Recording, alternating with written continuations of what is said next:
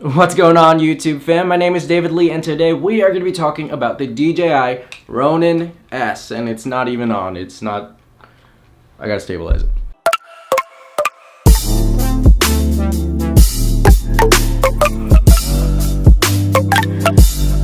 So if you guys are new here, my name is David Lee, and I am a photographer and cinematographer looking to help you improve your visual content through my tutorials, advice, and kind of entertain you guys with my own content. There's an ant on my light, just one second.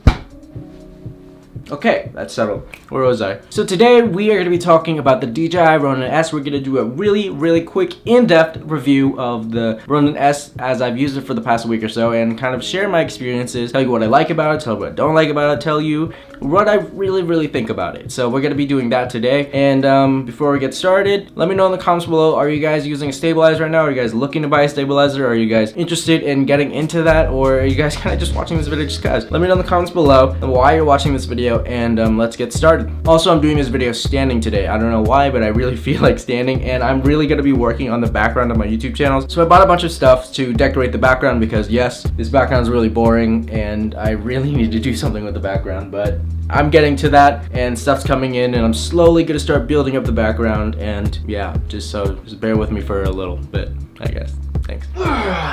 Okay, so we're dealing with this bad boy today. I threw my GH5 on here to kind of walk you guys through it and kind of show you guys what I'm, showing you guys. So here we have the GH5 on the Ronin-S. Now, before we talk about the Ronin-S, I want to tell you guys why I bought this. So originally I bought this because I thought it could be a really good replacement for my Ronin-M because of all the features and everything that it can do, and it can actually hold my 1DX too. And that's crazy because I've actually never been able to stabilize it on my Ronin-M. I bought it because I wanted to replace the Ronin-M and have something that I can walk around and travel with, because I'd rather carry around this thing, this small thing I can hold in my hand, than to carry around this thing right here, because it's walking around with this, everybody's gonna look at you compared to the people that are gonna look at you for this. Honestly, the DJI Ronin-S seemed like a really good option for something like travel, so something if I was flying to LA or going to New York, something I just carry around and easily grab some quick travel footage with. So it's a really good travel gimbal, something a handheld one. I really wanted to buy for just that purpose. So instead of starting off by talking about what's good about the gimbal, let's talk about what is bad about the gimbal. So first, let me show you the Ronin-M. For the Ronin-M, you see right here, there's nothing obstructing. It can go any way, it can roll any way, it can go up and down and side to side, it can spin around, and there's nothing obstructing it. But if you take a look here at the Ronin-S, we actually have this thing in the way. So let's say I wanted to do a roll.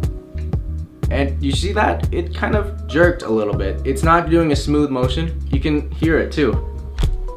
You hear that? There's something wrong with the roll axis, and that needs to be fixed. And there's so many other obstructions because you have the handle here and then you have this bar here, and it kind of gets in the way. It's kind of annoying, things really, it's kind of obstructing. Definitely a lot better than carrying the Ronin-M around. It's just something that you might need to think about if you plan to use it or replace your Ronin-M. But it's not just the roll axis that it does it on, it's pretty much everything. So you really have to be careful about what you do, because there's so many places where your camera could hit the back or the front or wherever. There's so much room for your camera to get obstructed by something. So when you're shooting, you really have to be careful. You really want to keep it in a certain place and a certain angle, because you really don't want your shot to get interrupted, because you may have a crazy shot going and then all of a sudden it messes up. You don't want that. You gotta think about that. Honestly, I think that might be the only bad thing about it so far that I've found. So let's talk about its features. We have this stand right here, boom, boom, boom, that actually works as a handle. So you can bring it down and use it as a handle because it is really sturdy. It's crazy. Let's talk about this button here and what it does. Press it 3 times, it turns into selfie mode. Press it twice, it recenters it for you when you press it twice. And if you hold it, it stays in position for you. Recenter it, and I'm gonna lock it onto you guys right now. Boom, and it stays at that angle. And it's backwards right now. I just realized it's backwards. Oops. Did the camera flip? Was it like this the whole time? Okay, I fixed it. Anyways, so yeah, the button has a bunch of different features. It can hold the camera in place to stay in the same position, and it doesn't move from where you are pointed. You also have the recenter button, 1, 2, and then 1, 2, 3 turns it into selfie mode. So great for vlogs, great for weather if you can see the screen. but you know, I don't have the screen up, but this is also a really heavy camera. So there's a lot of things you can do with the button, and there's a lot of cool things. Now, if you hold it, you can go into undersling mode. So we're gonna hold the button, and we're gonna bring it down, okay? And now we're in undersling mode. And it is kind of an awkward way to do it, but this can actually get you really, really low shots. Or, you know, if you're walking around and you're getting annoyed of carrying it, you can hold it undersling mode and just walk with this. You know, it's pretty comfortable when you're holding it down, but if you have to hold it up like this forever, it just gets really irritating. But this is undersling mode, and you get that from holding down the button.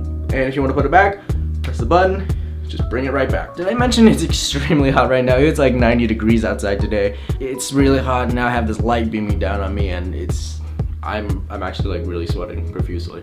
I don't know if you guys can see it in the light or whatever, but the DJI Ronin-S has these 2 holes at the bottom used to really go in depth with creating content, because if you look at the DJI Ronin-S app, there's actually a bunch of features like motion lapse, time lapse, panoramas. It stitches photos together with you, and it really kind of just puts everything together and allows you to create things that you wouldn't normally be able to create, or if you need like a slider or something else to create. The Ronin-S has those features, but you do need the cords for that. It also has the DJI focus knob, but you need the DJI focus for that. I don't own a DJI focus, but one day I might, and that would come in handy with autofocusing, the lenses and whatnot. But I do have my deck lens again that I could throw on here for the GH5, but I don't use this with the GH5, but I could.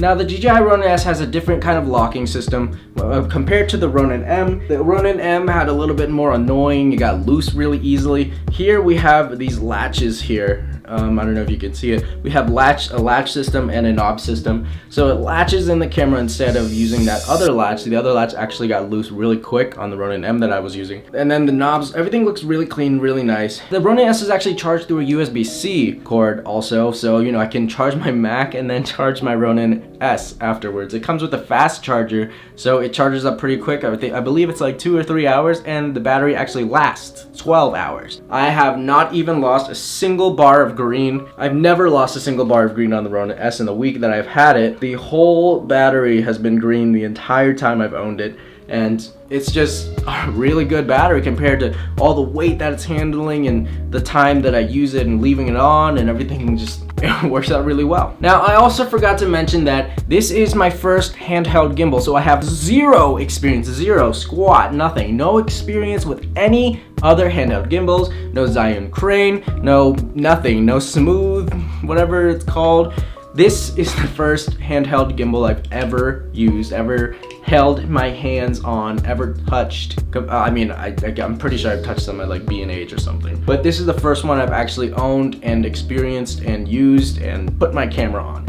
And one thing that I did love about it was that it can handle my 1DX2 without any extensions. Maybe I should make another video on that, balancing the Ronin-S with the 1DX2. Would you guys be interested in that? Because I honestly never found a video on that, and you know, some people might be confused. You know what, I'm gonna do that. 3-minute Thursdays, that's gonna be your video. There's a joystick here, and you can use it to move the Ronin-S. You move your camera in certain ways, so you can actually pair it up and do some motions that you never thought before. And there's so much room to experiment because of all the features it has, the button, the joystick. So let's say you wanted to do like a vertigo, or you know, the dolly zoom. You could grab it, hold the button, and pull back. It stays in place, and you get that vertigo effect. Now, let's say that you wanted to add some motion to it. Slowly hold the button down, and your camera's slowly panning down as you're doing the vertigo effect. There's so much room for creative outlets, so much room for certain movements and things that you can just mix together to create amazing shots that you'd never be able to do by yourself or with any other, you know, like cameras. So the Ronin-S is extremely capable of different versatile shots and doing so many different things. Like there's this one thing, it's called the infinite spin. I have not mastered that. It's kind of weird, kind of a weird aspect.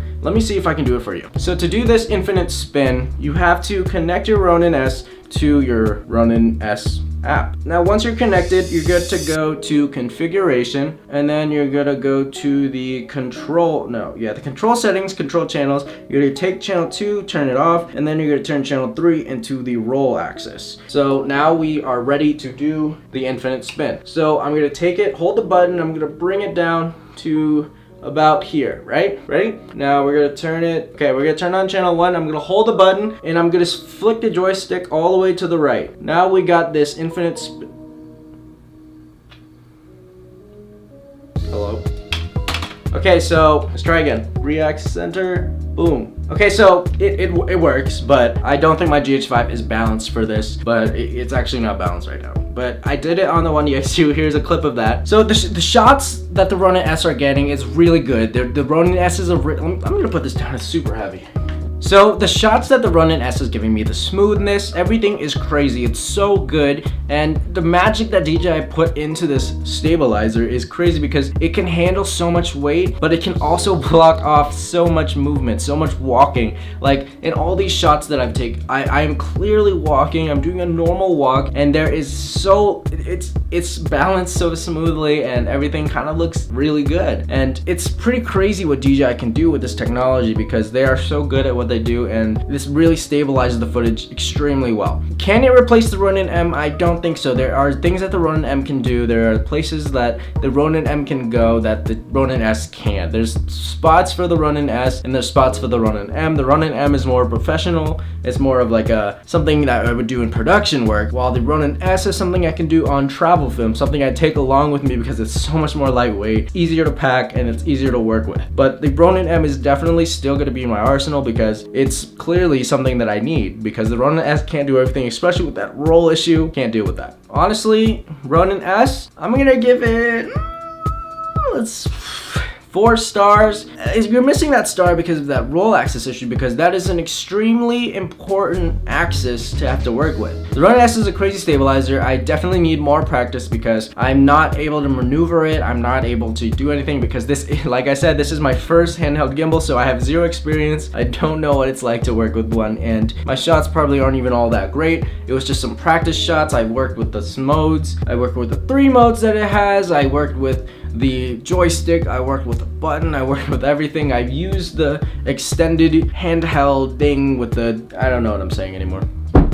The heat is getting to me. Ronin-S, yes, I would recommend if you're trying to replace your bigger gimbal, your Ronin-M, your Ronin, your Movi Pro, whatever. No, I don't think that it could replace it, but it is an extremely, really good, awesome, phenomenal handheld stabilizer. It's extremely hot and I'm starting to ramble. Would I recommend the Ronin-S? Yes, I would. So thank you guys so much for watching. I hope you enjoyed this quick, this quick review of the Ronin-S and everything that it can do. Hope you guys enjoyed the content that I'm putting out for you. If you really liked it, give it a thumbs up. Share this video with your friend if they're looking for a review of the Ronin-S and debating if they want something like it. Make sure to hit the subscribe button. It's extremely hot. It's like 90 degrees out and I'm ready to die. I'll see you guys in the next video. Maybe I'll do a how do you stabilize the One DX2 on the Ronin-S in the next video. And I'll catch you guys in the next one. Stay awesome. Have a great night, morning, day, wherever you're watching from. Awesome. Stay cool.